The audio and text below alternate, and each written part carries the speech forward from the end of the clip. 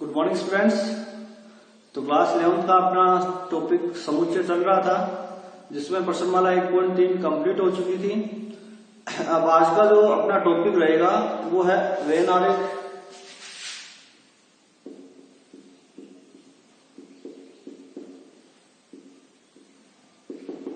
Venn diagram, ठीक है।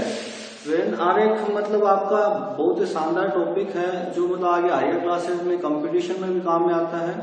तो इसको आपको ध्यान से समझना है कि ये वेन आरेख मतलब वेन डायग्राम, डायग्राम से समझ में आ गया होगा, मतलब चित्र होंगे आपके, ठीक है। तो कुछ चीजें मतलब देखो थ्योरेटिकल समझ में नहीं आने के अलावा चित्र से मतलब क्या है, आसानी से मतलब क्या है समझ में आ जाती है। तो इसीलिए मतलब क्या है वेन आरेख मतलब क्या है, बहुत हेल्पफुल होता है सेट्स को समझने के लिए। अब होता क्या है वेन आरेख, मतलब कुछ समुच्चय के जो ऑपरेशंस है, संक्रियाएं हैं, ठीक है, या जो उनके संबंध है, उनको मतलब क्या है आरेखों के द्वारा, चित्रों के द्वारा समझाया जाता है, ठीक है। उसको क्या बोला जाता है, वेन आरेख बोला जाता है। यानी कि समुच्चयों में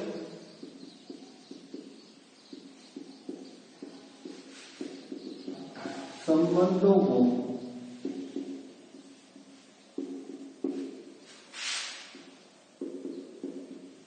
आरेख द्वारा दर्शाना ही वेन आरेख कहलाता है।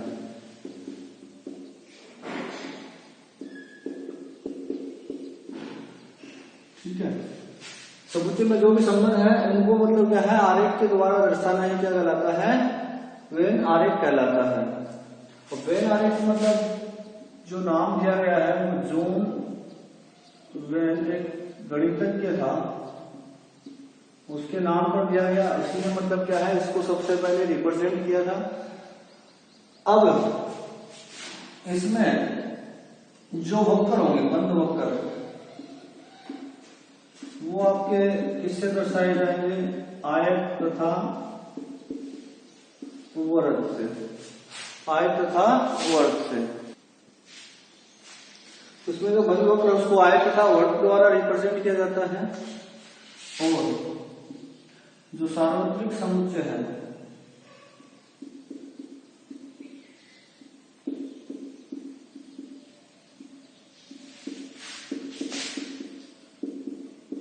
आयत द्वारा तथा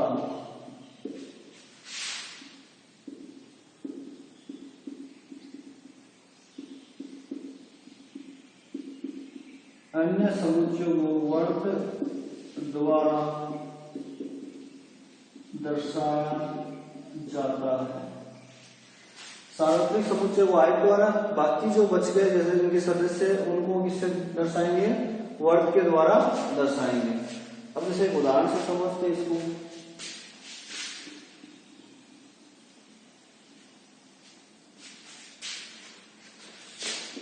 एक उदाहरण दिया मैंने, सार्वत्रिक समुच्चय है 1 2 3 4 5, एक समुच्चय है 1 2 3।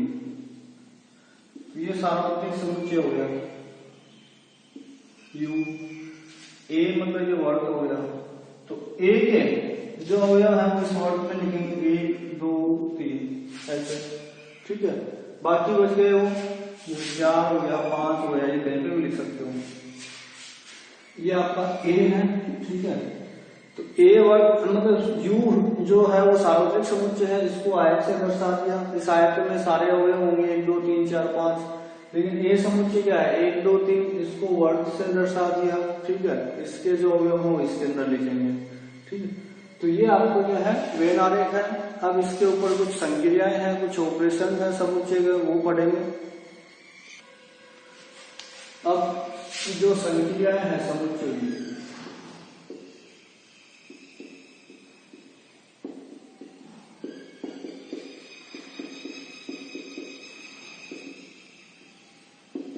समुच्चय की संक्रिया, ठीक है। तो पहली जो संक्रिया है वो है सम्मिलन, इसको यूनियन पढ़ेंगे मतलब संगठन, ठीक है।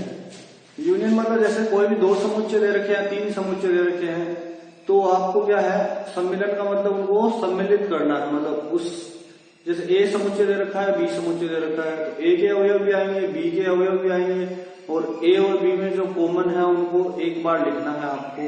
तो ये सारे अवयव क्या होंगे, यूनियन के अंदर आएंगे, मतलब सम्मिलन के अंदर आएंगे। तो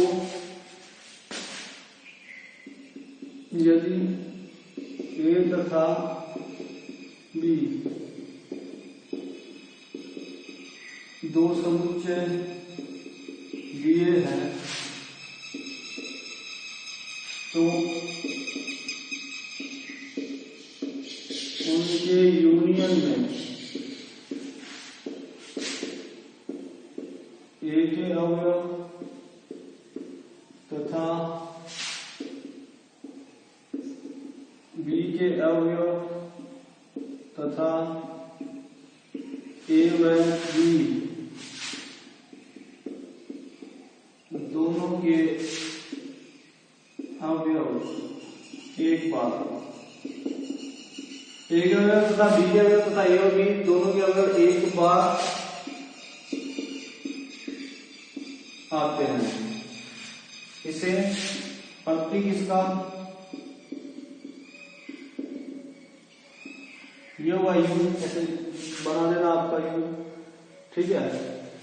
समुच्चय निर्माण रूप में ए यूनियन बी बराबर ऐसे लिखेंगे, एक्स जहां पे एक्स संबंधित है ए से, या फिर एक्स संबंधित है बी से। ए यूनियन बी बराबर होगा एक्स जहां पे एक्स संबंधित है ए से या एक्स संबंधित है बी से। अब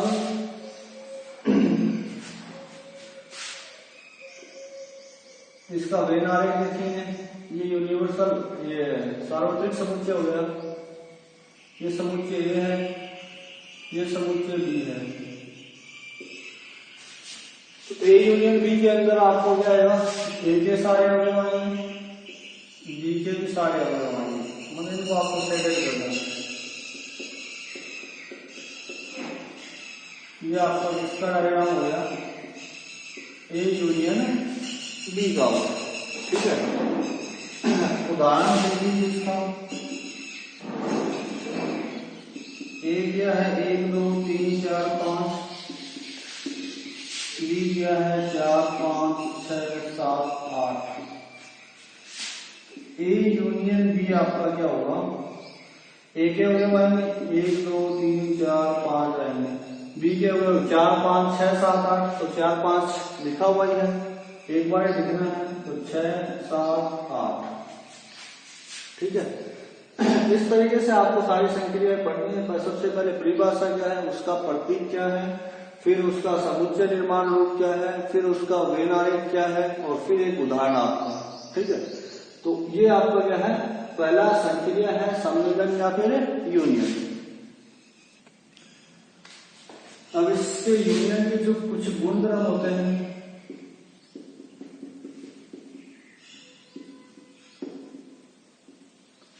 यूनियन का जो गुणधर्म है पहला, A union B equals to B union A. ये कौन सा नियम होता है, क्रम विनिमय नियम। मतलब पहले और दूसरे के साथ, तो दूसरे का पहले के साथ भी वही बोलो ना।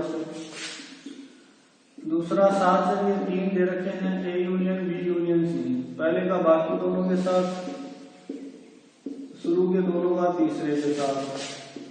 ये होता है आपका साहचर्य नियम।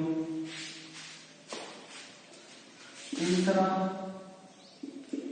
ए यूनियन फाई, तो ए आएगा आपका, फाई और ए के बीच में, मतलब ए के सारे अवयव, फाई के अवयव, फाई में तो कोई अवयव है ही नहीं, तो मतलब क्या आएगा, ए, इसको बोला जाता है तत्समक नियम। चौथा ए यूनियन ए, क्या आएगा आपका, ए आएगा। ये जो नियम होता है वो वर्गसम नियम होता है।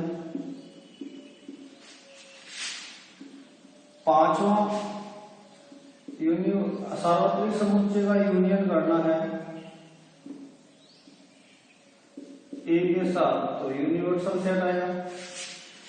तो ए के सारे अवयव यू में आते हैं तो क्या आएगा, इनका यूनियन क्या हुआ, यू।